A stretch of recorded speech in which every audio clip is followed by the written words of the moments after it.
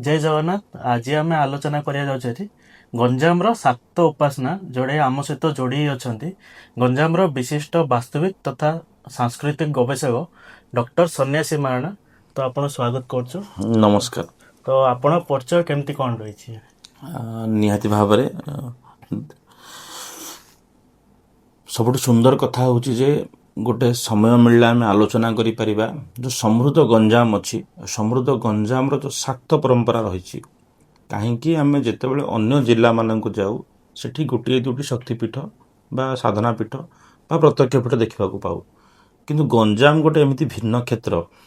ଏବଂ ଯେତେବେଳେ ଗଞ୍ଜାମର ଶକ୍ତି ଉପାସନା କଥା କହିବା, ଉଡିଆନ ତନ୍ତ୍ର କଥା କହିବା, କୁଳାଚାର ପଦ୍ଧତି ପରମ୍ପରା କଥା କହିବା, କି ପୁରାତନ ପଦ୍ଧତି ଅନୁସାରେ ଆଜି ବି ଯେଉଁ କୌଳିକ ପରମ୍ପରା ମତ ଅନୁସାରେ ଯେଉଁ ଅନେକ ପରିମାଣରେ ଏଠି ଦେବୀ ପରମ୍ପରା ପୂଜା ହୁଏ, ଦେବୀ ପରମ୍ପରା ସହିତ ଏଠିକାର କଳା ସଂସ୍କୃତି ମାଟି ସହିତ ଜଡ଼ିତ ଆମେ ସମସ୍ତେ ଅଛନ୍ତି। ତାହାଠୁ ସବୁଠୁ ବଡ଼ ପ୍ରାସଙ୍ଗିକ ଉଦାହରଣ ଆଉ କିଛି ନୁହଁ। ଦେଖନ୍ତୁ, ଶାରଦୀୟ ନବରାତ୍ର ଦୁର୍ଗ ଉତ୍ସବ ସମୟରେ ଗାଁରେ ଏଠି ଚଣ୍ଡୀପାଠ ହେବା କଥା ହଉ, କି ଗାଁରେ କଳା ସଂସ୍କୃତିକୁ ନେଇକି ବଞ୍ଚିଥିବା ଆଜି ମଧ୍ୟ ଯେଉଁ ପରମ୍ପରା କୁଟିଶାଳ କଥା ହଉ, କି ଆପଣ ଦେଖିକି ଆସନ୍ତୁ ଦଣ୍ଡଯାତ୍ରା କଥା ହଉ, କି ଅନେକ ସମୟରେ ଠାକୁରାଣୀ ଯାତ୍ରା ପରମ୍ପରା କଥା ହଉ, କିମ୍ବା ମୁଣ୍ଡନ ବା ଅନ୍ୟାନ୍ୟ କ୍ଷେତ୍ରରେ ମଧ୍ୟ ଶକ୍ତି ପୂଜାର କଥା ହଉ, ଏସବୁ ଭିତରେ ଗୋଟିଏ ପ୍ରାସଙ୍ଗିକତା ମୂଳ ରହୁଛି ଭକ୍ତି କଥା, ବିଶ୍ୱାସର କଥା। ଏଠି ଭଗବତୀ ମହାମାୟା ବିଶ୍ୱାସ ଠାକୁରାଣୀ ଭାବରେ ଗଞ୍ଜାମରେ କିଛି ନହେଲେ ମଧ୍ୟ 30ରୁ ଅଧିକା ପ୍ରତ୍ୟକ୍ଷ ଶକ୍ତିପୀଠ ବିଶ୍ୱାସର ପୀଠ ଅଛି ଯେଉଁଠି ଦେବୀଙ୍କୁ ପୂଜା କରାଯାଏ। ସେଭଳି ଭାବରେ ବିଚାର କରିବାକୁ ଗଲେ ଗଞ୍ଜାମରେ କିଛି ନହେଲେ ମଧ୍ୟ ପାଖାପାଖି ଯେଉଁ 22ଟି ଆମର ବ୍ଲକ ଅଛି ଏବଂ ଅନ୍ୟାନ୍ୟ NSC ବା ସଦର ମହକୁମ ଅଛି କି ମହାନଗର ନିଗମ ଅଛି, ତା ଭିତରେ ଶତାଧିକ ପୀଠ ରହିଛି ଯେଉଁ ପୀଠରେ ବିଶ୍ୱାସ ଠାକୁରାଣୀ ଭାବରେ ଭଗବତୀ ମହାମାୟାଙ୍କୁ ଏଠି ପୂଜା କରାଯାଉଛି। ତେବେ ଯେଉଁ ଚଣ୍ଡୀରେ ଯେଉଁ କଥା ବର୍ଣ୍ଣନା କରାଯାଇଥିଲା ଯେ ଦେବୀ ପୂଜା ହେଉଛି ସର୍ବଶ୍ରେଷ୍ଠ ପୂଜା ପରମ୍ପରା, ଯେଉଁଠି ସାଂଖ୍ୟ ଯୋଗ, ଜ୍ଞାନ ଯୋଗ, ହଟ୍ଟ ଯୋଗ, ଏ ସମସ୍ତ ଯୋଗର ସମ୍ମିଶ୍ରଣ ଘଟିବା ପରେ ମଣିଷ ସିଦ୍ଧିତା ବା ସାର୍ଥକତା ଲାଭ କରିଥାଏ। ସବୁଠୁ ସୁନ୍ଦର ପ୍ରସଙ୍ଗ ହେଉଛି ଏହି ବିଷୟକୁ ନେଇକି ଅନେକ ଲୋକ ଆଲୋଚନା କରିନାହାନ୍ତି, କିନ୍ତୁ ଗଞ୍ଜାମର ଐତିହାସିକ ପୁସ୍ତକମାନଙ୍କ କଥା କୁହନ୍ତୁ କି ଐତିହାସିକ ଡକୁମେଣ୍ଟ ମାନଙ୍କ ଭିତରେ କୁହନ୍ତୁ, ଏବଂ ଯେଉଁ ପରମ୍ପରା ଭିତରେ ଆଜି ଆସି ଏଠି ଶକ୍ତି ଉପାସନା ହେଉଛି, ତାହା ଏକ ନିଆରା କଥା ଏବଂ ସବୁଠୁ ଭିନ୍ନ କଥା। ସବୁଠୁ ସୁନ୍ଦର ପ୍ରସଙ୍ଗ ଏଇଠି ରହିବ। ଥରେ ଚିନ୍ତା କରନ୍ତୁ, ବାପାଙ୍କୁ ଯଦି ଆପଣ ପୂଜା କରନ୍ତି, ବାପା ଟିକେ ମନରେ କପଟ କରିପାରନ୍ତି, କିନ୍ତୁ ମା କେବେ କପଟ କରେନି। ଯେଉଁ ପଞ୍ଚାୟତନ ପୂଜା ବିଧାନ ବା ପଞ୍ଚଦେବ ପୂଜା ବିଧାନ, ଗଣେ ନାରାୟଣ ରୁଦ୍ରେ ଅମ୍ବିକେ ଭାସ୍କରେ ତଥା ଭିନ୍ନା ଭିନ୍ନମ ନ କର୍ତ୍ତବ୍ୟଂ ପଞ୍ଚଦେବ ନମସ୍ତୁତେ, ଏସବୁ ପରମ୍ପରା ଭିତରେ ଯେତେବେଳେ ଗୋଟିଏ ପରିବାରର କଥା ବିଚାର କରାଯାଏ, ସେତେବେଳେ ପଞ୍ଚଦେବାଦେବୀଙ୍କ ମଧ୍ୟରେ ଗୋଟିଏ ପରିବାରର ହିଁ 3 ଜଣ ସମିଶ୍ରିତ ହେଲେ, ଅର୍ଥାତ୍ ଗଣେଶ, ମହାଦେବ ଏବଂ ଭଗବତୀ ମହାମାୟା ଦୁର୍ଗା ବା ଅମ୍ବିକା, ଏ 3 ଜଣ ଗୋଟିଏ ପରିବାରର। ଏବଂ ବିଷ୍ଣୁଙ୍କୁ ଭାତୃତ୍ୱର ପ୍ରତିନିଧିତ୍ୱ ବିଚାର କରାଗଲା ବେଳେ ସକଳ ଶକ୍ତିର ଆଧାର ଭାବରେ ସୂର୍ଯ୍ୟନାରାୟଣଙ୍କୁ ବିଚାର କରାଯାଇଛି। ୟା ଭିତରେ ଘରେ ମଧ୍ୟ ମାଙ୍କର କଥାରେ ସବୁବେଳେ ରହେ। ତେଣୁ ଏଇ ଯେଉଁ ପଞ୍ଚଦେବତା ବିଧାନ ମଧ୍ୟରେ ଯିଏ ସର୍ବଶକ୍ତିର ଆଧାର ଯୋଗମାୟା ଭଗବତୀ ପରମାମ୍ବିକା ମହାମାୟାଙ୍କୁ ସମର୍ପିତ ଦେବୀ ଆଖ୍ୟାନ ବର୍ଣ୍ଣନା କରାଯାଇଛି, ତାହା ସର୍ବବିଦିତ ସର୍ବଶ୍ରେଷ୍ଠ। ମାଙ୍କର କଥା ବାପା ମଧ୍ୟ ରଖନ୍ତି, ମାଙ୍କର କଥାକୁ ଛୁଆ ମଧ୍ୟ ରଖନ୍ତି। ସେହି ମତ କୌଳାଚାର ମତ ଅନୁସାରେ, ଲୋକାଚାର ମତ ଅନୁସାରେ ସବୁ ମଣିଷଙ୍କ ମନ ଭିତରେ ଗୋଟେ ଧାରଣା ଥାଏ ଯେ ଆମେ ମାଙ୍କୁ ଡାକିଲେ ଶୀଘ୍ର କିଛି ପ୍ରାପ୍ତ କରିପାରିବା, ଏବଂ ମାକୁ ଡାକିକି ଧୂଳିରେ ଗଡ଼ିବା କଥା କୁହନ୍ତୁ, ମା ପାଖରେ ଅଳି କରିବା କଥା କୁହନ୍ତୁ, ମା ପାଖରେ ହଟ୍ଟ କରିବା କଥା କୁହନ୍ତୁ, ସେ ତ କ୍ଷମାର ମୂର୍ତ୍ତି। ତେଣୁ ସେ ସବୁବେଳେ କିଛି ନା କିଛି ବାଟ ବତାଏ ଏବଂ କ୍ଷମା କରିଦିଏ। ସେହି ପରମ୍ପରାରେ ଗଞ୍ଜାମ ହୃଦ୍ବୁଦ୍ଧ ଏବଂ ଅନେକ ସମୟରେ ଆମେ ଦେଖିଛନ୍ତି ଗଞ୍ଜାମର ଇତିହାସ କଥାରେ ମଧ୍ୟ ବିଚାର କଲେ ମଧ୍ୟ ଶକ୍ତି ପରମ୍ପରାକୁ ସର୍ବାଗ୍ରେ ବୋଲି ମଧ୍ୟ ବିଚାର କରାଯାଏ। ଗଞ୍ଜାମର ଯେଉଁ ରାଜତନ୍ତ୍ର ପରମ୍ପରା ଥିଲା, ରାଜତନ୍ତ୍ର ପରମ୍ପରା ମଧ୍ୟରେ ରାଜାଙ୍କର ନିର୍ଦ୍ଦିଷ୍ଟ କୁଳଦେବୀ ଥିଲେ, ଇଷ୍ଟଦେବୀ ଥିଲେ ଏବଂ ଗଡ଼ଦେବୀ ପରମ୍ପରା ମଧ୍ୟ ଥିଲା।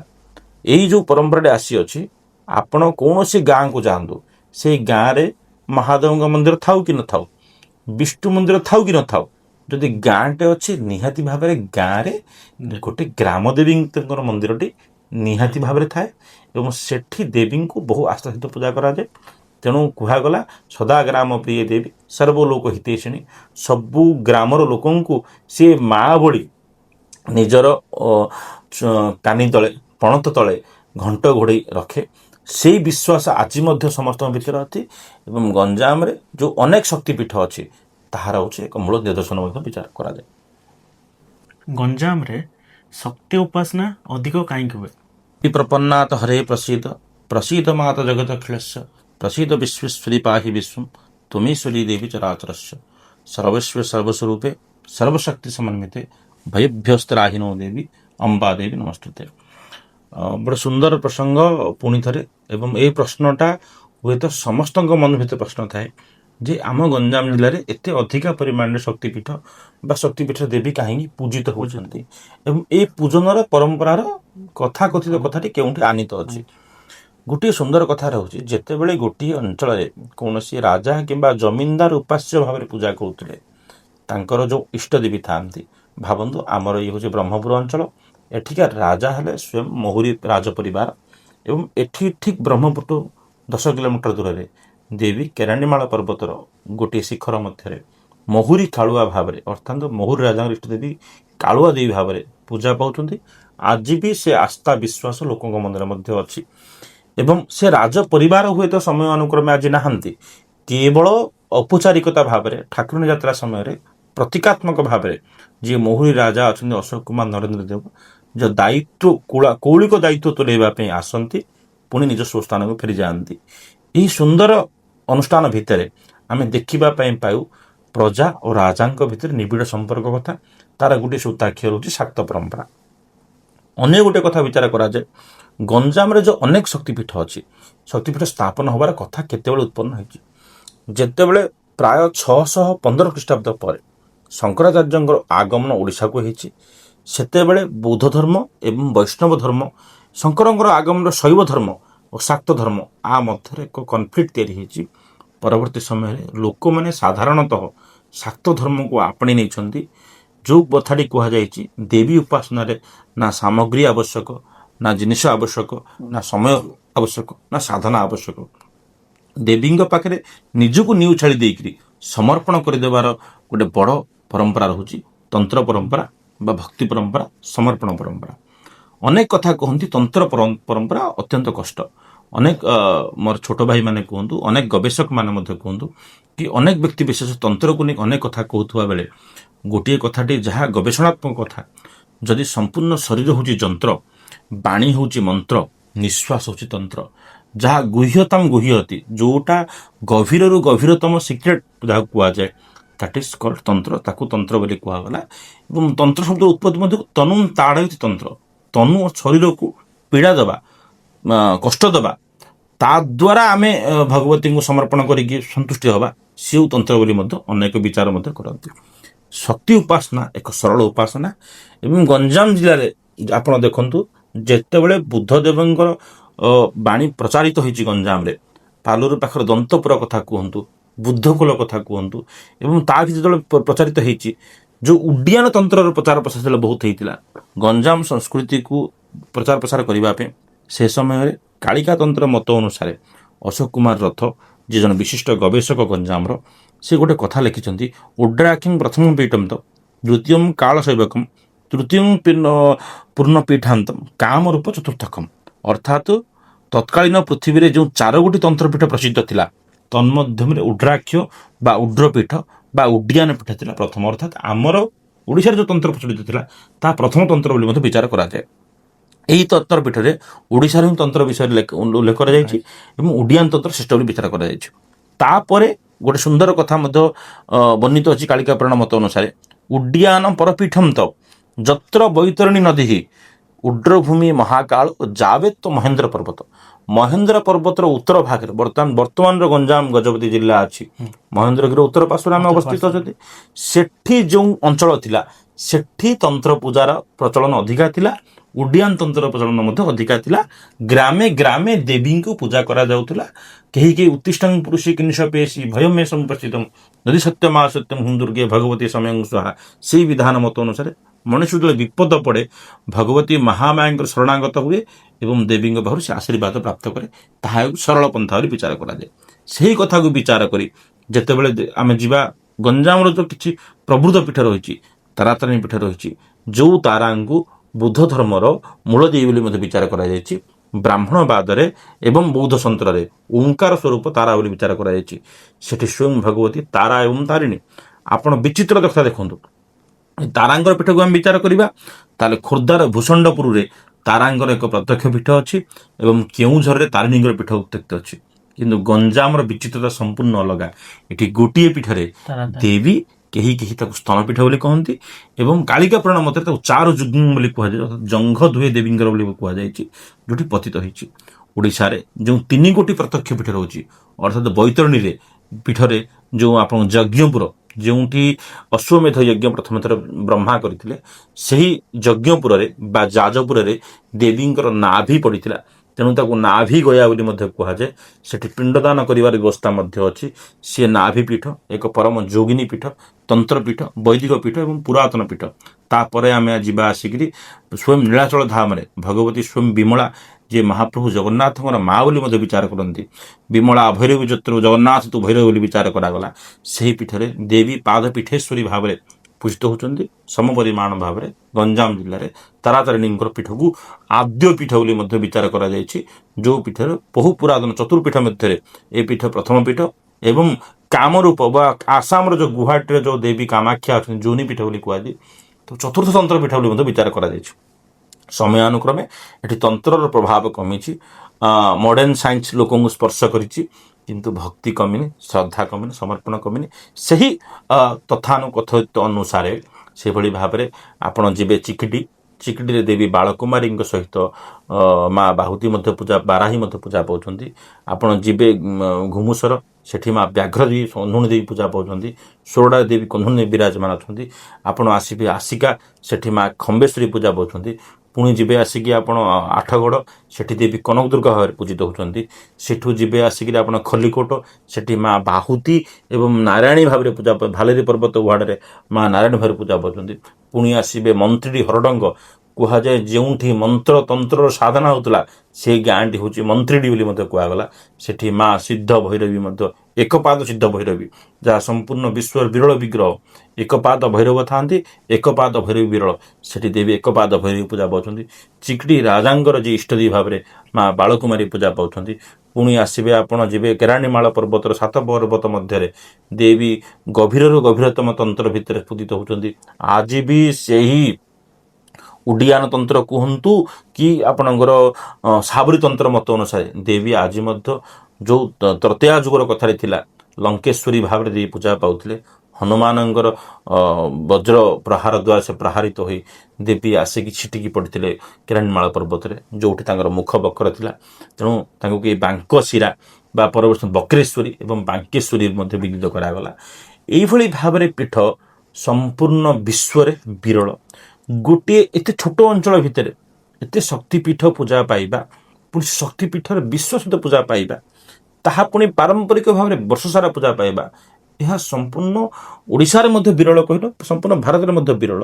ଆମେ ଦେଖିଛୁ କିଛି କିଛି ଜାଗାରେ 64 ଯୋଗିନୀଙ୍କର ବିଗ୍ରହ ଅଛି, କିନ୍ତୁ ଏଠି ଆମେ ଦେଖିଛୁ 100ରୁ ଅଧିକା ପୀଠ, ଯେଉଁ ପୀଠ ମଧ୍ୟରେ ଦେବୀ ସେହି ପୁରାତନ ପରମ୍ପରା ମଧ୍ୟରେ ଅଦ୍ୟାବଧି ପୂଜିତ, ଉପାସିତ ଏବଂ ଭକ୍ତଙ୍କର ବିଶ୍ୱାସ ସହିତ ମା ଜଡ଼ିତ। ତାହାଠୁ ବଡ଼ ବିଶ୍ୱାସର କଥା କିଛି ନାହିଁ। ପରମ୍ପରା ଅନୁସାରେ ରାଜ ପରମ୍ପରା ଥିଲା, ଜମିଦାର ପରମ୍ପରା ଆସିଲା, ଇଂରେଜ ଶାସନ ଗଲା, କିନ୍ତୁ ଆଜି ବି ଲୋକଙ୍କର ବିଶ୍ୱାସର ପୀଠ ଭାବରେ ଏହି ପୀଠମାନ ବିଦ୍ୟମାନ ଅଛି ଏବଂ ସବୁବେଳେ ମଣିଷ ଚେଷ୍ଟା କରନ୍ତି, ଏଠିକାର ଅଧିବାସୀ ଚେଷ୍ଟା କରନ୍ତି ତାଙ୍କୁ ନେଇ ହିଁ ନିଜର ସମସ୍ତ ପ୍ରକାର କ୍ରିୟାକର୍ମ ଆରମ୍ଭ କରିବା ପାଇଁ। ଗଞ୍ଜାମରେ ତଥା ଶକ୍ତି ଉପାସନାର ଇତିହାସ କ'ଣ ରହିଛି? ପ୍ରାୟତଃ ଯେତେବେଳେ ଭୌମକର ବଂଶର ରାଜତ୍ୱ ଥାଏ ଏବଂ ଶୈଳଭୌମଙ୍କର ରାଜତ୍ୱ କାଳ ଚାଲିଥାଏ, ତତ୍କାଳୀନ ଦନ୍ତପୁର ବୋଲି କୁହାଯାଇଛି, ବର୍ତ୍ତମାନ ପାଲୁରୁଗଡ଼ ବୋଲି ବିଚାର କରାଯାଇଛି। ସେଠି ଯେଉଁ ବୌଦ୍ଧ ସନ୍ନ୍ୟାସୀମାନେ ଥାଆନ୍ତି ସେମାନଙ୍କର ଉପସ୍ଥିତିରୁ ଆମେ ଯାହା ଅନୁମାନ କରିଛୁ, ପ୍ରାୟ 600 ଖ୍ରୀଷ୍ଟାବ୍ଦରୁ 750 ଖ୍ରୀଷ୍ଟାବ୍ଦ ମଧ୍ୟରେ ଯେତେବେଳେ ବୁଦ୍ଧ ଧର୍ମର ପତନ ହେବା ଆରମ୍ଭ ହୋଇଛି, ସେହି ସମୟରୁ ହିଁ ଆମମାନଙ୍କ ମଧ୍ୟରେ ଜେନେଟିକଲି ଶକ୍ତି ଉପାସନା ଚଳି ଆସୁଅଛି।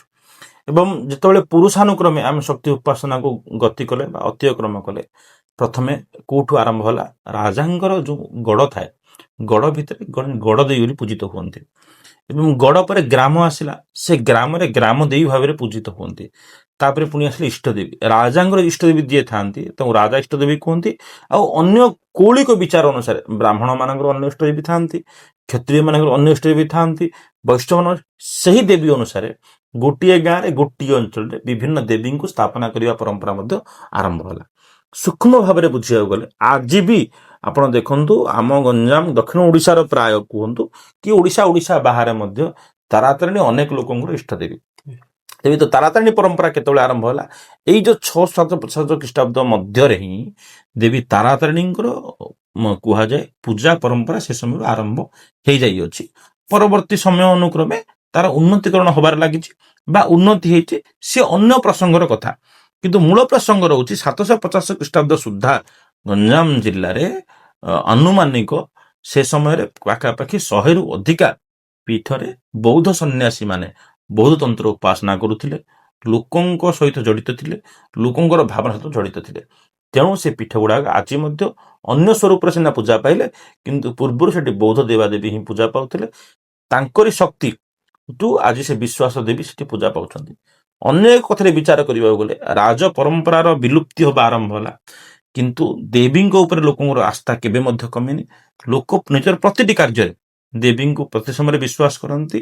ତେଣୁ ଇତିହାସ ପୃଷ୍ଠଭୂମିରୁ ଆମେ ଜଣାଯାଏ ପ୍ରାୟ 600ରୁ 750 ମସିହା ମଧ୍ୟରେ ହିଁ ଗଞ୍ଜାମ ଜିଲ୍ଲାରେ ଯେଉଁ ତନ୍ତ୍ର ଉପାସନାର ପରମ୍ପରା ଥିଲା ସେ ପରମ୍ପରା ଉଜ୍ଜୀବିତ ହୋଇଥିଲା ଏବଂ ବହୁଳ ପ୍ରଚାର ପ୍ରସାର କେତେବେଳେ ହେଇଥିଲା? ବିଭିନ୍ନ ସ୍ଥାନୀୟ ପ୍ରାନ୍ତୀୟ କଥାକୁ ବିଚାର କରି ବିଭିନ୍ନ ଜାଗାରେ ବିଭିନ୍ନ ଦେବୀଙ୍କୁ ପୂଜା କରିବା ପରମ୍ପରା ଆରମ୍ଭ ହେଲା ଏବଂ ସମୟାନୁକ୍ରମେ ଏହି 300 ବର୍ଷ ପାଖାପାଖି ହବ, କହିବାକୁ ଗଲେ ପ୍ରାୟ ପାଖାପାଖି 1634 ମସିହା ପରଠୁ ଆମେ ଦେଖିଲୁ ପ୍ରତି ଗ୍ରାମରେ ଗ୍ରାମ ଦେବୀ ପୂଜାର ପରମ୍ପରା ଆରମ୍ଭ ହେବା କଥା କୁହନ୍ତୁ। ଏହା କେତେବେଳେ ଆରମ୍ଭ ହେଲା? ଯେତେବେଳେ ବିଭିନ୍ନ ରାଜାଙ୍କର, ଆମେ ସେତେବେଳେ ମାଡ୍ରାସ ପ୍ରେସିଡେନ୍ସି ଅଣ୍ଡରରେ ଥାଉ, ଆମର ବିବାହ ପୁଆଣି ସମ୍ବନ୍ଧ କାର୍ଯ୍ୟକ୍ରମ ଦକ୍ଷିଣ ଭାରତ ସହିତ ପ୍ରାୟ ଜଡ଼ିତ ହେଇଥାଏ। ସେହି ସମ୍ପର୍କରେ ଦକ୍ଷିଣାତ୍ୟ ସହିତ ଦକ୍ଷିଣ ଭାରତ ସହିତ ଆମର ଏକ ସମ୍ପର୍କ ମଧ୍ୟ ତିଆରି ହେଲା।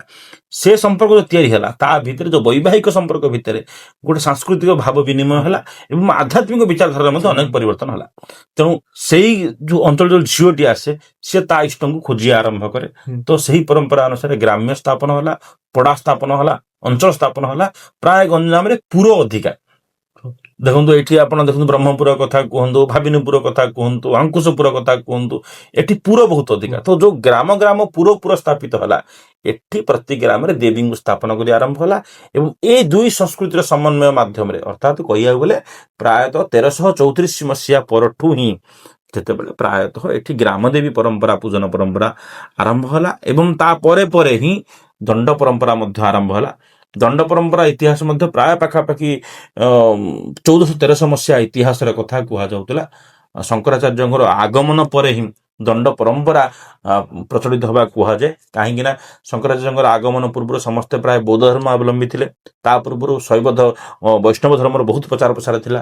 କିନ୍ତୁ ଯେତେବେଳେ ଶଙ୍କରାଚାର୍ଯ୍ୟଙ୍କର ଆଗମନ ପ୍ରାୟ 614ରୁ 35 ଖ୍ରୀଷ୍ଟାବ୍ଦ ମଧ୍ୟରେ ହେଇଛି ଓଡ଼ିଶାକୁ, ଯେତେବେଳେ ସେ ମହାପ୍ରଭୁ ଜଗନ୍ନାଥଙ୍କୁ ପାତାଳୀରୁ ଉଦ୍ଧାର କରିଛନ୍ତି ସୁବର୍ଣ୍ଣପୁରରୁ, ଶଙ୍କରାଚାର୍ଯ୍ୟଙ୍କର ଖ୍ୟାତି ବଢ଼ିଛି।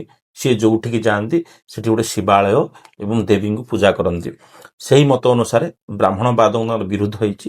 ପରବର୍ତ୍ତୀ ସମୟରେ ଲୋକ ତାଙ୍କ କଥାକୁ ଗ୍ରହଣ କରିଛନ୍ତି ଏବଂ ଗ୍ରାମେ ଗ୍ରାମେ ଶିବାଳୟ ଏବଂ ଦେବୀ ମନ୍ଦିର ଗ୍ରାମ ପ୍ରାନ୍ତର ମାନେ ମୂଳ ଭାଗରେ ବା ଗ୍ରାମ ମୁଣ୍ଡରେ, ଗ୍ରାମ ଶେଷରେ ଜଣେ ଗ୍ରାମ ଦେବତୀଙ୍କୁ ସ୍ଥାପନ କରିବା ପରମ୍ପରା ହେଇଛି।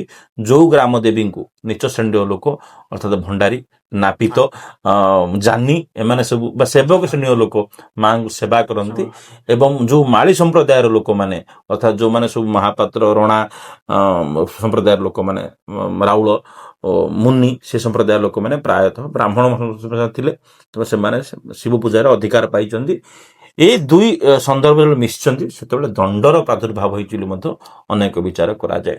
ତେଣୁ ପ୍ରାୟତଃ ଏଇ ଯୋଉ ଶକ୍ତି ପରମ୍ପରାର ଇତିହାସଟା ଯାହା ଗଞ୍ଜାମକୁ ସ୍ପର୍ଶ କରିଛି 1400 ବର୍ଷ ପୁରୁଣା, କିନ୍ତୁ ଏବେ 300 ବର୍ଷରୁ 350 ବର୍ଷ ହବ ଏଥିରେ ବହୁତ ପ୍ରଚାର ପ୍ରସାର ଦେଖିବାକୁ ମିଳୁଛି ଏବଂ ଲୋକଙ୍କ ଭିତରେ ତାକୁ ନେଇ ବିଶ୍ୱାସ ମଧ୍ୟ ବଢିଛି। ଶକ୍ତି ଉପାସନାରେ ବିଶ୍ୱାସ ଏବଂ ସାଂସ୍କୃତିକରେ ପ୍ରଭାବ କ'ଣ ରହିଛି ଗଞ୍ଜାମ ଉପରେ? ନିହାତି ଭାବରେ ଜିଜ୍ଞାସୁ ମନୋବୃତ୍ତିର କଥା। ସମସ୍ତଙ୍କ ମନରେ ପ୍ରଶ୍ନ ଥାଏ ଯେ ମା ଯେତେବେଳେ ନିଜ ପଣତ କାନିରେ ଗୋଟେ ପିଲାଟାକୁ ଘୋଡ଼େଇ ରଖେ, ସେତେବେଳେ ମଣିଷ ତାର ସିଦ୍ଧିତା ପ୍ରାପ୍ତ କରେ।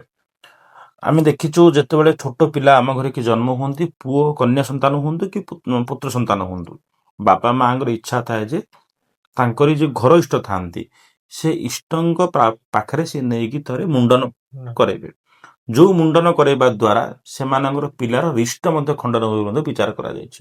ଏବଂ এই ମୁଣ୍ଡନ ପରମ୍ପରାଟି କେଉଁ ଆବାହମାନ କାଳରୁ ଚାଲି ଆସୁଅଛି। ମୁଣ୍ଡନ ପରମ୍ପରା ଏକ ସାଧାରଣ ପରମ୍ପରା ନୁହେଁ। ମଣିଷ ଜୀବନ ଭିତରେ ଯୋଉ ମଣିଷ ଷୋଳ ସଂସ୍କାର ଥାଏ, ସେ ପ୍ରଥମ ସୋପାନ ଗଲା ପରେ ଚତୁର୍ଥ ସୋପାନ ହେଉଛି ଆପଣଙ୍କର ମୁଣ୍ଡନ ପରମ୍ପରା। ଯେତେବେଳେ ପିଲାଟି ଜନ୍ମ ହୁଏ ଏବଂ ତା କେଶ ଥାଏ, ତା କେଶକୁ ଯେତେବେଳେ ମାଆଙ୍କୁ ଖଣ୍ଡିତ କରାଯାଏ, କୁହାଯାଏ ମାଆଙ୍କ ପାଖରେ ସେ ପିଲାକୁ ନିଉଛାଳି କରିଦିଆଯାଏ ଏବଂ ମାଆଙ୍କ ଆଶୀର୍ବାଦରୁ ପିଲାଟି ସମ୍ପୂର୍ଣ୍ଣ ନିରୋଗୀ ହୁଏ, ତା ଜୀବନ ସାରା ସିଦ୍ଧିତା ପ୍ରାପ୍ତ କରେ। ଯେତେବେଳେ ଆମେ ଦେଖୁ ମୁଣ୍ଡନ ପରମ୍ପରା ଏକ ଏଭଳି ପରମ୍ପରା ଯେଉଁ ପରମ୍ପରା ମଧ୍ୟରେ ଛୋଟ ପିଲାରୁ ଆରମ୍ଭ କରିକି ବଡ଼ ପିଲା ପର୍ଯ୍ୟନ୍ତ ସମସ୍ତଙ୍କୁ ମୁଣ୍ଡନ କରାଯାଏ ଏବଂ ସଂସ୍କାରର ପରମ୍ପରା ହେଉଛି ମୁଣ୍ଡନ ପରମ୍ପରା। ତାହା ମାଆଙ୍କ ପାଖରୁ ହିଁ ଆରମ୍ଭ ହୁଏ। ତେଣୁ ପ୍ରତ୍ୟେକ ଲୋକଙ୍କର ଜଣେ ଜଣେ ଇଷ୍ଟଦେବୀ ବା କୁଳଦେବୀ ମଧ୍ୟ ଥାନ୍ତି। ଯେଉଁ ଇଷ୍ଟଦେବୀ କୁଳଦେବୀଙ୍କ ପାଖରେ ଥାନ୍ତି, ପିଲାଙ୍କୁ ସେମାନେ ପ୍ରଥମେ ସେ ନେଇ ତାକୁ ସମର୍ପଣ କରାନ୍ତି ଏବଂ ସେଠି ସେମାନଙ୍କ ପାଖରେ ଗୋଟେ ସ୍ୱତନ୍ତ୍ର ପୂଜା ବିଧାନ ହୁଏ ଏବଂ ସେ ତାଙ୍କୁ ମୁଣ୍ଡନ କରିକି ତାଙ୍କ କେଶ ସମର୍ପଣ କରିକି ମାଆଙ୍କୁ ଦର୍ଶନ କରିକି ପିଲାଙ୍କୁ ଆଣନ୍ତି। ତାପରେ ସେ ପିଲା ଅନ୍ୟ ଦେବାଦେବୀଙ୍କୁ ଦର୍ଶନ କରିବା ପାଇଁ ଯୋଗ୍ୟ ମଧ୍ୟ ବିବେଚିତ ହୁଏ। ସେହି ପରିମାଣରେ ଅନେକ ଲୋକଙ୍କୁ ଆମେ ଦେଖିଛୁ ଗଞ୍ଜାମ ଜିଲ୍ଲାରେ ଡୁମ୍ବୁଳା ବାଙ୍କେଶ୍ୱରୀ କଥା ବିଚାର କରାଯାଉ, ପୁରସ୍ତମ ତାରାତାରିଣୀ କଥା ବିଚାର କରାଯାଉ କି ଅନ୍ୟ ପୀଠମାନଙ୍କରେ ମଧ୍ୟ ଖମ୍ବେଶ୍ୱରୀଙ୍କ ବିଚାର କରାଯାଉ, ଅନ୍ୟ ପୀଠମାନଙ୍କରେ ମଧ୍ୟ ହିଞ୍ଜିଳିକାଟୁ ଶ୍ୟାମଳିଆ କଥା ବିଚାର କରାଯାଉ। ବିଭିନ୍ନ କୌଳିକ ବିଚାର ଅନୁସାରେ ଯେତେବେଳେ କୂଳ ଲୋକମାନଙ୍କର ବିଭିନ୍ନ ଦେବୀ ଥାଆନ୍ତି, ସେ ଦେବୀଙ୍କ ପୀଠରେ ସ୍ୱତନ୍ତ୍ର ଭାବରେ ମୁଣ୍ଡନ ପରମ୍ପରା ହୁଏ ଏବଂ ବଳି ପୂଜା ପରମ୍ପରା ମଧ୍ୟ ହୁଏ, ସମର୍ପଣ ହୁଏ, ଦେବୀଙ୍କୁ ସନ୍ତୁଷ୍ଟ କରାଯାଏ ଏବଂ କୁହାଯାଏ ସେଇ ପିଲାଟିର ଆୟୁ ଆରୋଗ୍ୟ ବପୁ ଏବଂ ସଫଳତା ପାଇଁ ଦେବୀଙ୍କ ସମର୍ପିତ କରାଯାଏ। ଇଏ ଏକ ପରମ୍ପରା। ଅନେକ ବିଶ୍ୱାସର ପରମ୍ପରା ଆମେ ଦେଖୁ। ଯେତେବେଳେ ପିଲାଟି ଯୋଗ୍ୟବନ୍ତ ହୁଏ, ବିବାହ ପୂର୍ବରୁ ହଉ କି ବିବାହ ପରେ ହଉ, ଯଦି ବାପା ମା କିଛି ପୂର୍ବ ମାନସିକ କରିଥାନ୍ତି କି ସେ ନିଜେ ବ୍ୟକ୍ତିଗତ କିଛି ମାନସିକ କରିଥାଏ, ଦଣ୍ଡନାଚରେ ପ୍ରାସଙ୍ଗିକ ଭାବରେ ଦଣ୍ଡୁଆ ଭାବରେ ମଧ୍ୟ ଭାଗ ନିଅନ୍ତି ଏବଂ ଦଣ୍ଡନାଚର ପ୍ରଭାବ ମଧ୍ୟ ଆମେ ସମ୍ପୂର୍ଣ୍ଣ ପ୍ରଭାବିତ ହୋଇ ଗଞ୍ଜାମ ଜିଲ୍ଲା ଅଛୁ। ସର୍ବାଧିକ ଦଣ୍ଡନାଚର ଦଳ ମଧ୍ୟ ଗଞ୍ଜାମ ଜିଲ୍ଲାରେ ଅଛି। ଦଣ୍ଡନାଚର ପ୍ରାଦୁର୍ଭାବର ଉତ୍ପତ୍ତି ସ୍ଥଳ ପ୍ରାୟତଃ କନ୍ଧମାଳର ଚକାପାଦ କୁହାଯାଉଥିବା ବେଳେ ଗଞ୍ଜାମରେ କିନ୍ତୁ 7 ପୀଠ ପ୍ରମୁଖ ପୀଠ ବୋଲି ବିଚାର କରାଯାଏ ଏବଂ ସେହି ପୀଠମାନଙ୍କର ହଜାର ହଜାର ଦଣ୍ଡୁଆ ଭକ୍ତ ବିଭିନ୍ନ ଅଞ୍ଚଳରୁ ଆସି ମଧ୍ୟ ଏହି ସମୟରେ ଋଷିପୁତ୍ର ଭାବରେ ନିଜଙ୍କୁ ଘର ଦ୍ୱାର ଛାଡ଼ି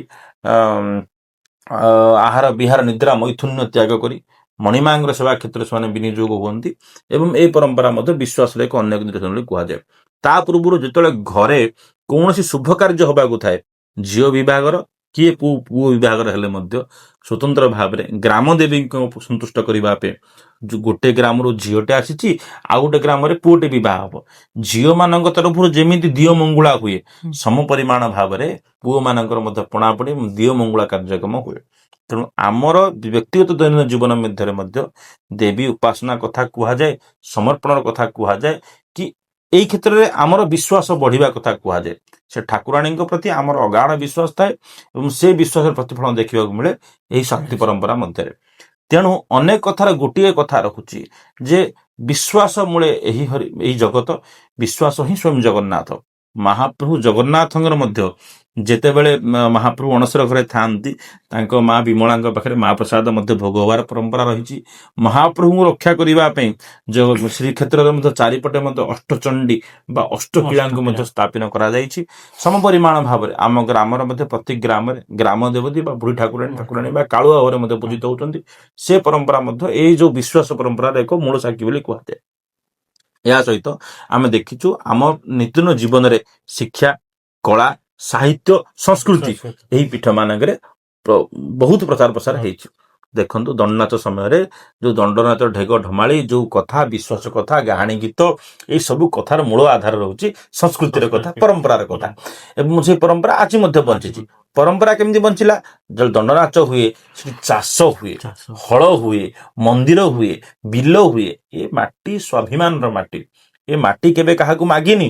ଯେତେବେଳେ ମା ମିଳିଛନ୍ତି ବା ଦଣ୍ଡନାଚ ହେଇଛି, ଧୂଳି ଦଣ୍ଡ ସମୟରେ ମନ୍ଦିର କରାଯାଉଛି ଏବଂ ମନ୍ଦିର ଚଲେଇବା ପାଇଁ ଗୋଟେ ବିଲ କରାଯାଉଛି, ଯୋଉଠି ହଳ କରାଯାଉଛି।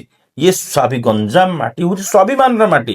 ଇଏ କେବେ କାହା ଆଗରେ ହାତ ପତିନି, ନିଜ ହକ୍ ଛଡେଇବା ଶିଖିଛି କିମ୍ବା ମାଙ୍କ ପାଖରେ ସମର୍ପିତ ହେଇଛି ଯେ ମା ଆମକୁ ଶକ୍ତି ଦିଅ, ବଳ ଦିଅ, କ୍ଷମତା ଦିଅ, ବପୁ ଦିଅ, ଧୈର୍ଯ୍ୟ ଦିଅ, ସୂର୍ଯ୍ୟ ଦିଅ, ଆମେ ଲଢିବୁ, ଆମେ କଷ୍ଟ ପଡ଼ିବୁ, ଆପଣଙ୍କ ମନ୍ଦିରର ଭୋଗରାଗ କରି ଚଳିବୁ। ଇଏ ସ୍ୱାଭିମାନର କଥା ଦେଖାଯାଇଛି। ଦେଖିବେ ଆପଣ କୁଠିଶାଳ କଥା, ସେଠି ଆଜି ମଧ୍ୟ ଯେଉଁ ଗାହାଣ ହୁଏ, ଯେଉଁ ଗାହାଣ ସମୟରେ ଗାଁରୁ ଅନେକ ପ୍ରଚାରକ, ଯେଉଁମାନେ ବୀଣାକାର ବୋଲି କୁହାଯାଏ ଯେଉଁମାନଙ୍କୁ, ସେମାନେ ଆସନ୍ତି, ଭାଗ ନିଅନ୍ତି, ଶାସ୍ତ୍ରାର୍ଥ ହୁଏ, କଥୋପକଥନ ହୁଏ, ବିଚାର ଭାବ ବିନିମୟ ହୁଏ, କଳା ସଂସ୍କୃତିର ବିଚାର ହୁଏ। ସେ ମଧ୍ୟ ଏ ପରମ୍ପରା ଭିତରେ ଗୋଟେ ମୂଳ ପରମ୍ପରା। ଆପଣ ଦେଖିବେ ମଠ ପରମ୍ପରା ଭିତରକୁ ମଧ୍ୟ ଯିବେ, ସେଠି ମଧ୍ୟ ଗୋଟେ ସନ୍ଧ୍ୟା ସମୟରେ ଭାଗବତ ଟୁଙ୍ଗିଟେ ହଉ, କୀର୍ତ୍ତନ ମଣ୍ଡଳୀଟେ ହଉ, ଆଲୋଚନା ହଉ, ଏ ଗଞ୍ଜାମ ଜିଲ୍ଲାରେ ଏହି ସବୁ ଜିନିଷର ପ୍ରାଦୁର୍ଭାବ ଅନ୍ୟ କୋଉ ଜିଲ୍ଲାରେ ଆମେ ଦେଖିବାକୁ ମିଳୁନି। ତେଣୁକରି ଆଜି ବି ଗଞ୍ଜାମ ଜିଲ୍ଲାରେ 64 ଗୋଟି ଲୋକ କଳା ସଂଘର୍ଷ କରୁଛି, ବଞ୍ଚିଛି, ବିଚାର ପାଇଁ, ବିକାଶ ପାଇଁ, ବିନ୍ୟାସ ପାଇଁ ଉଦ୍ୟମ ମଧ୍ୟ ହଉଛି। ତେଣୁ ଏ ମାଟି ଯଦି ଆଜି କଳା ସମ୍ପନ୍ନ ହେଇଛି, ସଂସ୍କୃତି ସମ୍ପନ୍ନ ହେଇଛି, ଏ ମାଟି ଯଦି ଏତେ ପ୍ରବୃଦ୍ଧ ହେଇଛି, ତା ପାଇଁ ମୂଳ ପିଣ୍ଡ ରହୁଛି ଏଠିକାର ଯୋଉ ଦୈବୀ ଶାକ୍ତ ପରମ୍ପରା ରହିଛି। ସେ ଶାକ୍ତ ପରମ୍ପରା ସମସ୍ତଙ୍କୁ ବାନ୍ଧି ରଖିଛି ଏବଂ ସମସ୍ତେ ମଧ୍ୟ ସଫଳ ହେଇଛନ୍ତି ଆ ଦିଗରେ। ଗ୍ରାମ୍ୟ ଜୀବନରେ ଶକ୍ତି ଉପାସନା କିପରି ପାଳିତ ହୁଏ? ନିହାତି ଭାବରେ ଦେବୀଙ୍କୁ ପୂଜା କରିବା ପାଇଁ କୌଣସି ଦିନ ତିଥି ବାରର ଆବଶ୍ୟକ ନୁହଁ, କାହିଁକିନା ମାଙ୍କୁ ପୂଜା କରିବା ପାଇଁ ସେମିତି ଦିନ ନଥାଏ। କିନ୍ତୁ ନିର୍ଦ୍ଦିଷ୍ଟ କିଛି ପର୍ବ ଏଭଳି ଥାଏ ଯେଉଁ ପର୍ବ ମାନଙ୍କରେ ଆମେ ସମସ୍ତେ ବଢି ଚଢିକିରି ଦେବୀଙ୍କୁ ଉପାସନା ମଧ୍ୟ କରିଥାଉ ଏବଂ ଦେବୀଙ୍କ ପ୍ରତି ସେ ଅନୁଗ୍ରହ ଆଗ୍ରହ ମଧ୍ୟ ଆମ ଭିତରେ ଥାଏ। ଭକ୍ତ ଶ୍ରଦ୍ଧାଳୁ ମାନେ କୁହନ୍ତୁ, ସାମାଜିକ ବିଧି ବ୍ୟବସ୍ଥା ଭିତରେ ମଧ୍ୟ କି ସାମାଜିକ ବିଧି ବ୍ୟବସ୍ଥା ବାହାରେ ମଧ୍ୟ ଅନେକ ସମୟରେ ଆମେ ଦେଖିଛୁ, ଯେତେବେଳେ ଚିନ୍ତନ ମଧ୍ୟ କରାଯାଇଛି ଯେ ଏହି ସମୟରେ ଦେବୀ ପୂଜା ଗୁଡାକ ପ୍ରାୟତଃ ହୁଏ। ଦେଖାଯାଉ, ପ୍ରଥମେ ଆରମ୍ଭ କରିବା ଯେତେବେଳେ କି ଆମର ଆଶ୍ୱିନ ମାସ ହୁଏ। ଆଶ୍ୱିନ ମାସ ହୁଏ ପ୍ରତି ଗ୍ରାମ ମାନଙ୍କରେ। ହୁଏତ ଆମର ଏଠି ମୁର୍ମୁଇ ପୂଜା ବହୁତ କମ ହୁଏ, ପୀଠ ପୂଜା ଅନେକ ହୁଏ। ସେହି ସମୟରେ ଦେବୀଙ୍କୁ ମୂଳାଷ୍ଟମୀଠୁ ମହାଷ୍ଟମୀ ପର୍ଯ୍ୟନ୍ତ 16 ଦିନ ପର୍ଯ୍ୟନ୍ତ ଦେବୀଙ୍କୁ ମଧ୍ୟ ପୂଜା କରାଯାଏ। ଏବଂ ଆମର ଏଠି ଯେଉଁ ତାରାତାରିଣୀ ପୀଠ ଅଛନ୍ତି, ସ୍ୱତନ୍ତ୍ର ଭାବରେ ଦେବୀଙ୍କର ସହସ୍ର କୁମ୍ଭାଭିଷେକ ହେଇକି ଦେବୀ ଉତ୍ଥାପନ କରାଯାଏ ଏବଂ ପୂଜା ହୁଏ। ତା ସହିତ କିଛି କିଛି ପୀଠ ମାନଙ୍କରେ, କିଛି କିଛି ଅଞ୍ଚଳ ମାନଙ୍କରେ 9 ଦିନ ପୂଜା ମଧ୍ୟ ହୁଏ, 5 ଦିନ 3 ଦିନ ମଧ୍ୟ ପୂଜା ହୁଏ। ଦେବୀଙ୍କର ସେଇ ପୂଜା ସରୁ ସରୁ, ସେ ନବରାତ୍ରି ପୂଜା ସରୁ ସରୁ ସେ ସମୟରେ ପ୍ରାୟ ଆମେ ଦେଖୁ ଗାଁରେ ପର୍ବ ପାଳିତ ହୁଏ। ତାକୁ ଦୁର୍ଗୋତ୍ସବ ପର୍ବ ବୋଲି କୁହନ୍ତି। ଉପକୂଳ, ଚିଲିକା ଉପକୂଳବର୍ତ୍ତୀ ଅଞ୍ଚଳ ବା ଛତ୍ରପୁର ଅଞ୍ଚଳ ମାନଙ୍କରେ ଆପଣ ଯିବେ, ଗୋପାଳପୁର ଅଞ୍ଚଳ ମାନଙ୍କୁ ଯିବେ, ସେଠି ଦେବୀଙ୍କୁ ସୁନ୍ଦର ଭାବରେ ପୋଡା ମାଛ ବଳି ହୁଏ, ମାଛ ପୂଜା ହୁଏ। କିନ୍ତୁ ତାର ଠିକ ଅପୋଜିଟକୁ ପଳେଇ ଆସି ସମ୍ପୂର୍ଣ୍ଣ ନୈଷ୍ଠିକ ବିଧିବିଧାନ, ବୈଦିକ ବିଧିବିଧାନ ମତରେ ବିନା ପ୍ରୟୋଗ କରି ସେ ଦେବୀଙ୍କୁ ମଧ୍ୟ ସମର୍ପିତ କରି ପୂଜା କରାଯାଏ। ଏବଂ ବଙ୍ଗୀୟ ମତ ଅନୁସାରେ କେହି କେହି ମୁର୍ମୁଇ ପୂଜା ମଧ୍ୟ କରନ୍ତି ଏବଂ ପୀଠ ପୂଜା ମଧ୍ୟ ହୁଏ। ତେବେ ଏଇ ଯୋଉ କୋଳାଚାର ପୂଜା ସେ ସମୟରେ ଅନୁଷ୍ଠିତ ହୁଏ, ବା ଯେଉଁ ପୂଜାଟି ବହୁତ ପୁରାତନ ସମୟରୁ ବହୁ ଅନୁକୂଳରୁ ମଧ୍ୟ ପୂଜା ହଉଛି, ସେଠି ଆମେ ଉଡିଆନ ତନ୍ତ୍ର ଦେଖିବାକୁ ମିଳୁ। ପଞ୍ଚମକାର ପୂଜା ନହେଲେ ମଧ୍ୟ ସେଠି ବିଧିବଦ୍ଧ ଭାବେ ଚଣ୍ଡୀପାଠ ହେଇକି ବୈଦିକ ପୂଜା ବା ତନ୍ତ୍ରୋକ୍ତ ପୂଜା ଆ ମହାପୁରୁଖା ନଲ ପୂଜା ସେ ବିଧାନରେ ମଧ୍ୟ ପୂଜା ହେବାର ମଧ୍ୟ ଆମେ ଦେଖିଛୁ। ପୀଠ ମାନଙ୍କରେ ପୂଜା ହୁଏ, ସଂସ୍କୃତି କଳା ସଂସ୍କୃତି ବଢେ, ଲୋକଙ୍କ ଭିତରେ ଭାବ ଆଦାନ ପ୍ରଦାନ ହୁଏ, ଭାବ ବିନିମୟ ହୁଏ ଏବଂ ସେହି ସମୟ ପର୍ଯ୍ୟନ୍ତ ଲୋକ ଦେବୀ ପୂଜାରେ ନିଜକୁ ନିୟୋଜିତ ମଧ୍ୟ କରିଥାନ୍ତି। ଦ୍ୱିତୀୟ କଥା ଆସିବା ଆମେ ତାପରେ ପରେ ଆସେ କୁଠିଶାଳ ପୂଜା, ଯେଉଁ ସମୟରେ କି ଗ୍ରାମ ଦେବୀଙ୍କୁ ମଙ୍ଗଳା ଭାବରେ ପୂଜା କରି, ଘଟ ମଙ୍ଗଳା ଭାବରେ ପୂଜା କରି ଗ୍ରାମକୁ ଆଣି ଗ୍ରାମ ପରିକ୍ରମା କରି ମଧ୍ୟ ପୂଜା କରାଯାଏ। ସିଏ ମଧ୍ୟ ଏକ ଅନନ୍ୟ ପରମ୍ପରା ବିଷୟ ବିଚାର କରାଯାଏ। ତାପରେ ପରେ ଆସେ ବାସନ୍ତିକ ପୂଜା ସମୟ ପତା, ଯେଉଁ ସମୟରେ ବାସନ୍ତିକ ପୂଜା ଅଳ୍ପ କିଛି ଜାଗାରେ ହଉଥିଲେ ମଧ୍ୟ ସେ ସମୟରେ ବଡ ଅନୁଗ୍ରହର ପୂଜା ହୁଏ, ଦଣ୍ଡନାଥର ପୂଜା ହୁଏ ଏବଂ ଚୈତି ମଙ୍ଗଳବାର ପୂଜା ହୁଏ। ଚୈତି ମଙ୍ଗଳବାର ପଣାପାଣି କଥା କୁହାଯାଉ କି ଚୈତି ମଙ୍ଗଳବାର ସ୍ୱତନ୍ତ୍ର ଭାବରେ ତାରାତାରିଣୀଙ୍କର ପୂଜା କି ଅନ୍ୟ ଦେବୀମାନଙ୍କ ପୂଜା ହୁଏ। ଫାଲ୍ଗୁନ ମାସରେ ମଧ୍ୟ ଶ୍ୟାମଳାଇଙ୍କ ପାଖରେ ଏବଂ ଆମର ବାଙ୍କେଶ୍ୱରୀଙ୍କ ପାଖରେ ମଧ୍ୟ ମୁଣ୍ଡନ ହବାର ପରମ୍ପରା ରହିଛି। ସେ ପରମ୍ପରା ସେ ମଙ୍ଗଳବାର ପାଳିନ ହବାଟା ହୁଏ, ଯାହା ମଙ୍ଗଳବାରକୁ ଅଧିକ ଧ୍ୟାନ ମଧ୍ୟ ଦିଆଯାଏ। ଏବଂ ଖମ୍ବେଶ୍ୱରୀଙ୍କ ପୀଠରେ ମଧ୍ୟ ସୁନ୍ଦର ଭାବରେ ପୂଜା ହୁଏ, ବ୍ୟାଘ୍ରଦେବଙ୍କ ପାଖରେ ମଧ୍ୟ ପୂଜା ହୁଏ। ସେହି ଏବଂ ଦଣ୍ଡନାଚ ସମୟ ଆସିଯାଏ, ଯେଉଁ ସମୟରେ ଦଣ୍ଡୁଆ ମାନେ ଗାଁ ବୁଲନ୍ତି, ମହାଦେବ ଶିବ ଏକତ୍ରିତ ବୁଲନ୍ତି, ପ୍ରକୃତି ପୁରୁଷଙ୍କୁ ନେଇକି ଉପାସନା ମଧ୍ୟ ହୁଏ। ସେ ପରମ୍ପରା ମଧ୍ୟ ଗତିଶୀଳ ହୁଏ। ତା ପରବର୍ତ୍ତୀ ସମୟରେ ଆସେ ଠାକୁରାଣୀ ଯାତ୍ରା ପରମ୍ପରା, ତାହା ସମ୍ପୂର୍ଣ୍ଣ ଅନନ୍ୟ ପରମ୍ପରା।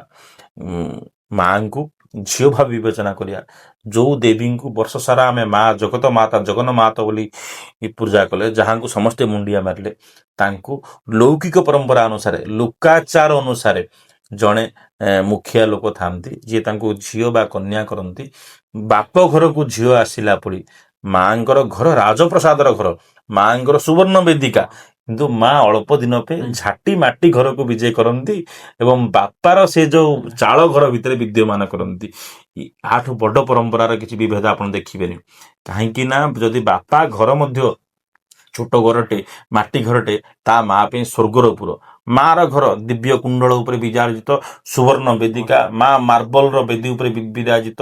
ପ୍ରତିଦିନ ରାଜଭୋଗ ଖାଇକି ମା ସେଠି ଶୃଙ୍ଖଳାରେ ରହନ୍ତି। ସେ ଶାଶୁଘର ପୀଠ ବୋଲି କୁହାଯାଇଛି, ଶ୍ରୀମନ୍ଦିର ବୋଲି କୁହାଯାଇଛି। କିନ୍ତୁ ସେ ମନ୍ଦିରକୁ ମା କିଛି ସମୟ ପାଇଁ ତ୍ୟାଗ କରି, ଅଳ୍ପ ସମୟ ପାଇଁ ସାମୟିକ ଭାବରେ ତ୍ୟାଗ କରି ଆସିକି ଏକ ଅସ୍ଥାୟୀ ମଣ୍ଡପରେ ବିଜେ କରନ୍ତି, ଯେଉଁ ମଣ୍ଡପଟି ହେଉଛି ଏକ ମାଟି ଝାଟିର ମଣ୍ଡପ, ଯୋଉଠି ଦେବୀ ମାଟିରେ ପୂଜା ପାଆନ୍ତି, ମାଟି ମନସ୍କ ହବା କଥା। ଗୋଟେ କଥାଟି ମୋର ଆଜି ମନେ ପଡୁଛି, ଅପର ଯୁଗର କଥା। ଲକ୍ଷ୍ମଣଙ୍କୁ ରାମଚନ୍ଦ୍ର କହିଛନ୍ତି, ଅପି ସ୍ୱର୍ଣ୍ଣମୟୀ ଲଙ୍କା ଲକ୍ଷ୍ମଣ ମେର ଉଚ୍ଚତେ ଜନନୀ ଜନ୍ମ ହୁଇଶ୍ଚ ସ୍ୱର୍ଗା ଦେବୀ କରିଅଛି। ତେଣୁ ମା ନିଜ ମା ଘରକୁ ଫେରେ, ସାହି ବୁଲେ। ଯୋଉ ଝିଅର ପରମ୍ପରା ଥାଏ, ଗ୍ରାମେ ଗ୍ରାମେ ଠାକୁରାଣୀ ଯାତ୍ରା ପରମ୍ପରା ହୁଏ, ଯେଉଁ ପରମ୍ପରାର ଅଦ୍ୟାବଧି ଉତ୍ପତ୍ତିସ୍ଥଳ ମଧ୍ୟ ଦାକ୍ଷିଣାତ୍ୟ ବୋଲି ବିଚାର କରାଯାଇଛି ଏବଂ ସେହି ପରମ୍ପରାଟି ଗଞ୍ଜାମ ଜିଲ୍ଲା ସହିତ ମିଶିଛି। ଅନେକ ସମୟରେ ଆମେ ଦେଖିଛୁ, ଆମର ଖାଦ୍ୟ ପରମ୍ପରା କୁହନ୍ତୁ, ଭାଷା ପରମ୍ପରା କୁହନ୍ତୁ, ଆମର ପିନ୍ଧା ବା ଆମର ସହଜାତୀୟ ପରମ୍ପରା କୁହନ୍ତୁ, ଆମର ଜୀବନଶୈଳୀ ଭିତରେ ମଧ୍ୟ ଦାକ୍ଷିଣାତ୍ୟର ଛାପ ମଧ୍ୟ ଆମ ଭିତରେ ନିହାତି ଭାବରେ ଅଛି। ସେହି ପରମ୍ପରା ସେଠୁ ଆସିଛି। ଆଜି ଗାଁ ଗାଁରେ ମଧ୍ୟ କୋଉଠି ଐତିହାସିକ ଭଞ୍ଜନ ଠାକୁର ଯାତ୍ରା ହଉଥିବା ବେଳେ ଆପଣଙ୍କର 14 ବର୍ଷର ଅନ୍ତରାଳ ଥରେ ମା ବୋଇରାଣୀରେ ମହାମାୟୀଙ୍କ ଯାତ୍ରା ମଧ୍ୟ ହୁଏ। ପିତଳ ଗ୍ରାମରେ ମଧ୍ୟ ସମ ପରିମାଣରେ ମାଙ୍କ ଯାତ୍ରା ହୁଏ। ପ୍ରତି 2 ବର୍ଷ ଅନ୍ତରାଳରେ ବ୍ରହ୍ମପୁର ଯାତ୍ରା ହୁଏ। ବ୍ରହ୍ମପୁରକୁ ଲାଗିକି ଥିବା ଅଞ୍ଚଳରେ ସବୁ ଅଞ୍ଚଳ ମାନଙ୍କରେ, ଗାଁ ମାନଙ୍କରେ ମଧ୍ୟ ଏହି ପର୍ବକୁ ବହୁ ଉତ୍ସାହ ଓ ଆଡମ୍ବର ସହିତ ଲୋକମାନେ ପାଳନ କରନ୍ତି। ଗୋଟେ ସୁନ୍ଦର ପ୍ରସଙ୍ଗ ରହୁଛି, ଦେବୀ ଯଥା ଦେହି ତଥା ଦେବେ ମତ ଅନୁସାରେ ଆମେ ଅନେକ ସମୟରେ ଦେଖିଛନ୍ତି ଏହି ପରମ୍ପରା ସହିତ ଆମର ଏକାକୀ ସମ୍ମିଶ୍ରଣ ଘଟିଛି। ଆମେ ମିଶିଛନ୍ତି, ସଂଯୁକ୍ତ ହେଇଛନ୍ତି, ଏକାକାର ଗୋଟେ ମତରେ ହେଇଛନ୍ତି ଏବଂ ଦେବୀଙ୍କ ପାଖରେ ସମର୍ପିତ ହେଇକି ମାକୁ ଝିଅ କରିବାର ପରମ୍ପରା ଯାହା ପାଖରେ ଅଛି, ସେଟା ଗଞ୍ଜାମ ମାଟି ବୋଲି ଆପଣ ଜାଣିଦେବେ। ସେହି ପରମ୍ପରା ଆପଣ ସାରା ଓଡ଼ିଶାରେ କେଉଁଠି ମଧ୍ୟ ପାଇବେ ନାହିଁ।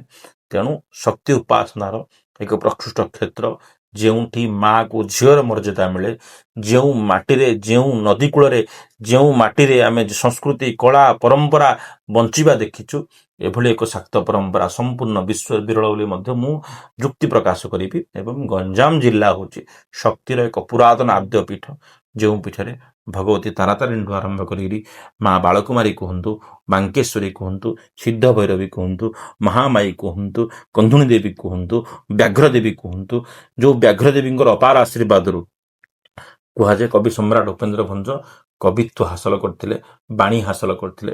ଏବଂ ଯୋଉ ନାରାୟଣୀ ଆଜି ମଧ୍ୟ ଗଡ଼ଦେବୀ ଭାବରେ ସମ୍ପୂର୍ଣ୍ଣ ଗଞ୍ଜାମକୁ ଭାଲେରୀ ପାହାଡ଼ରେ ରହିକି ସୁରକ୍ଷା ଦେଉଛନ୍ତି, ମା ବ୍ରହ୍ମପ୍ରଭୁଡ଼ି ଠାକୁରାଣୀ, ଯିଏ ଆସ୍ଥା ବିଶ୍ୱାସ ନେଇ ରାଜମହେନ୍ଦ୍ରରୁ ଆସିକି ଏଠି ବିରାଜିତ ଅଛନ୍ତି, ନିଜର ମହିମା ମଣ୍ଡିତ କରୁଛନ୍ତି। ମା ମହୁରୀ କାଳୁଆ ଅଛନ୍ତି, ମା ଘାଟି କାଳୁଆ ଅଛନ୍ତି, ସାନକ୍ଷମୁଣ୍ଡି ବଡ଼ଖମୁଣ୍ଡି ଅଞ୍ଚଳରେ ମା ମାଣିକେଶ୍ୱରୀ ଅଛନ୍ତି। ଏ ସମ୍ପୂର୍ଣ୍ଣ ଦେବୀ ଯେଉଁଭଳି ଭାବରେ ପୂଜିତ ହେଉଛନ୍ତି, ଇଏ ରାଷ୍ଟ୍ର ବିଗ୍ରହ ହୁଅନ୍ତୁ କି ଇଷ୍ଟ ବିଗ୍ରହ ହୁଅନ୍ତୁ, ପ୍ରତି ସମୟରେ ସଦା ଗ୍ରାମ ପ୍ରିୟ ଦେବୀ ସର୍ବଲୋକ ହିତୈଷିଣୀ ମତ ଅନୁସାରେ ଗ୍ରାମ ମଧ୍ୟରେ ସମସ୍ତଙ୍କର ପ୍ରିୟ ହେଇକିରି, ସମସ୍ତଙ୍କର ଇଷ୍ଟ ଖଣ୍ଡନ ହେଇକିରି, ଇଷ୍ଟ ଦେବୀ ହେଇକିରି ଏ ଗଞ୍ଜାମ ଜିଲ୍ଲାକୁ ଅନେକ ବିପଦ ଆପଦ ସୁଖ ସମ୍ପଦ ଭିତରେ ନିଜ ପଣତ କାନିରେ ଘଣ୍ଟ ଘୋଡ଼ି ରଖିଛନ୍ତି। ତାର ବଡ଼ ବିଚିତ୍ର କଥା କିଛି ନୁହେଁ। ତେଣୁ ଦେବୀଙ୍କ ପାଖରେ ସବୁଠୁ ବଡ଼ ଜିନିଷ ହେଉଛି ସମର୍ପଣ। ନା ଏଠି ଅର୍ଘ୍ୟ ଆବଶ୍ୟକ ଅଛି, ନା ପ୍ରସାଦ ଆବଶ୍ୟକ ଅଛି, ନା ଆଭୂଷଣ ଆବଶ୍ୟକ ଅଛି। କେବଳ ଆବଶ୍ୟକ ଅଛି ସେ ନିଷ୍କାମ ମାତୃତ୍ୱର ଭକ୍ତି, ସମର୍ପଣ। ତେଣୁ ସେ ଭକ୍ତିର ଠାକୁରାଣୀ, ସେ ବିଶ୍ୱର ଠାକୁରାଣୀ ଅଦ୍ୟାବଧି ମଧ୍ୟ ଗଞ୍ଜାମକୁ ଲୀଳାକ୍ଷେତ୍ର ବାଛିଛନ୍ତି। ଅନେକ ଜାଗାରେ, ଅନେକ ରୂପରେ, ଅନେକ ନାମରେ, ଗୋଟିଏ ଶକ୍ତି ମାତୃ ସ୍ୱରୂପରେ ମଧ୍ୟ ପୂଜା ପାଉଛନ୍ତି। ୟା ଦେବୀ ସର୍ବଭୂତେଷୁ ମାତୃରୂପେଣ ସଂସ୍ଥିତା ନମସ୍ତସ୍ୟେ ନମସ୍ତସ୍ୟେ ନମସ୍ତସ୍ୟେ ନମୋ ନମଃ। ତେଣୁ ମା ସମସ୍ତଙ୍କୁ ଆଶୀର୍ବାଦ କରନ୍ତୁ, ଆମ ଚ୍ୟାନେଲକୁ ମଧ୍ୟ ଆଶୀର୍ବାଦ କରନ୍ତୁ, ଆମ ଦର୍ଶକଙ୍କୁ ମଧ୍ୟ ଆଶୀର୍ବାଦ କରନ୍ତୁ। ସମସ୍ତେ ଏମିତି ମାତୃ ଆଶ୍ରିତ ହେଇକିରି, ମାତୃ କୃପାର ଆଶ୍ରିତ ହେଇକି ସମସ୍ତେ ରହିବା। ଜୟ ଜଗନ୍ନାଥ, ଜୟ ମାତା ଦି, ଜୟ ମା ଭବାନୀ।